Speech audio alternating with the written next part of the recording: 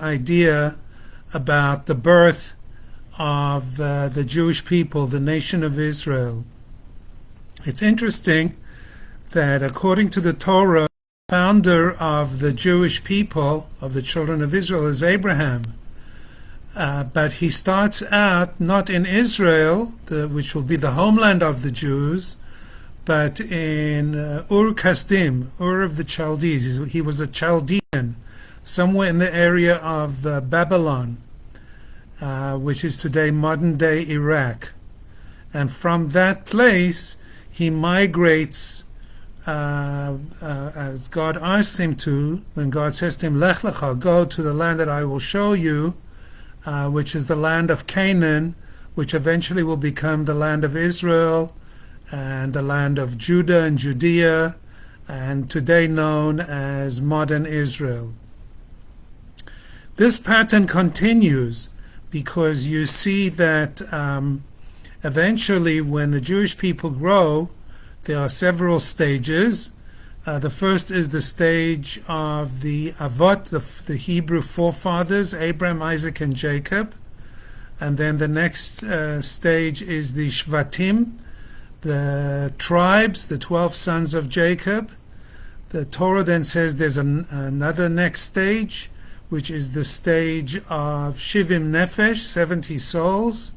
And then in Egypt they eventually become fruitful and multiply, which is already the subject of this upcoming Torah portion of Shemot, which means the names of the children of Israel who went down into Egypt, and they become a nation of 600,000, Shishim Ribui, males plus females and children and elderly, and altogether it's a nation of a few million people. If it's 600,000 males, then the estimate is that it's at least like 2 to 3 or more million people, which is what constitutes the Jewish people, the beginning of the Jewish people, the children of Israel in Egypt. Now here's a fascinating thing, and I'd like you to think about it, that every nation that's formed, every people that's formed, every empire that's formed has a base from where it starts. Like Rome starts in Rome, and then from that comes the Roman Empire. Persia starts in Persia, and then comes the Persian Empire. America starts in America, and from that comes the United States of America, and so on. Each nation, each people grows in its own geographic space and place, and from there it continues. Either it dies out or it flourishes. But not so the Jewish people. The Jewish people are, you could say, victims or products or the winners in something that's called the galut, the exile, galus.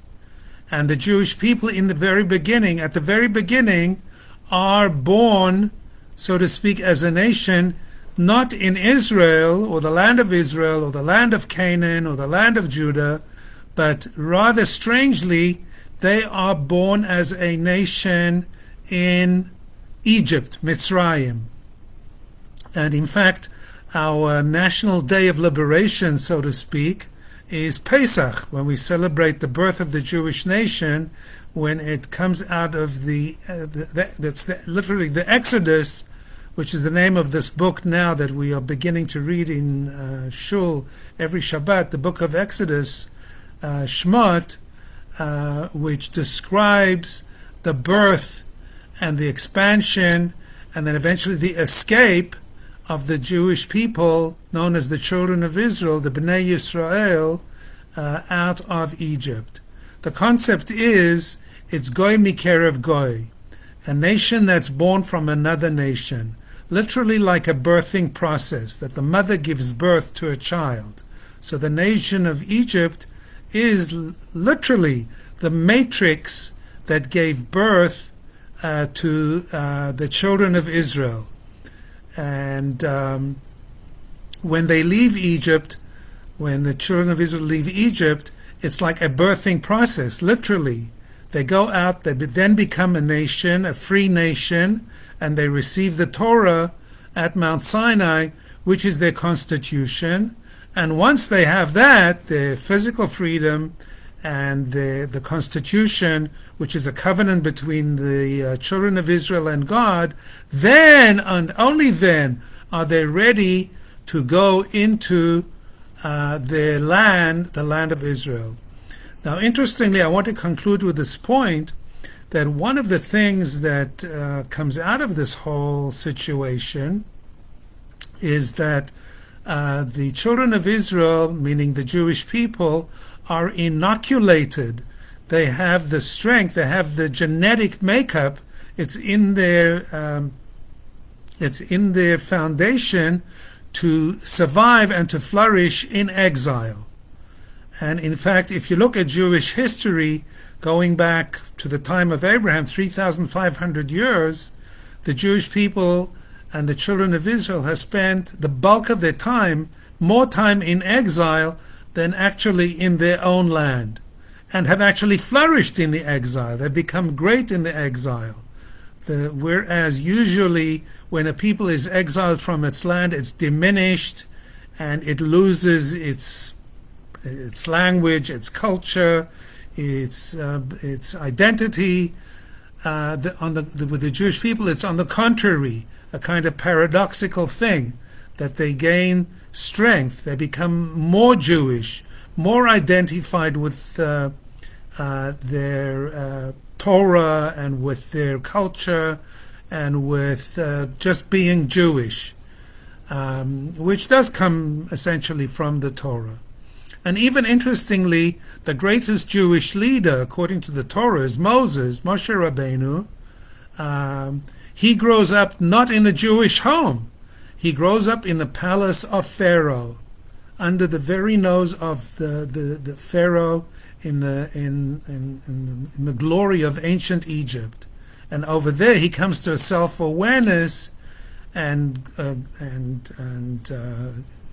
continuity that his mission and destiny in life is to lead the Jewish people out of Egypt.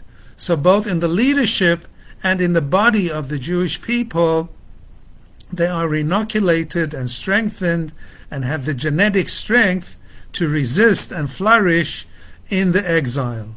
And then, as a cherry on top of everything else, once they can overcome the exile and prove that their strength as a people, then they merit, God brings them back to their land, where they build a temple, the first temple, a second temple, and as we are waiting now, please God, for the third temple.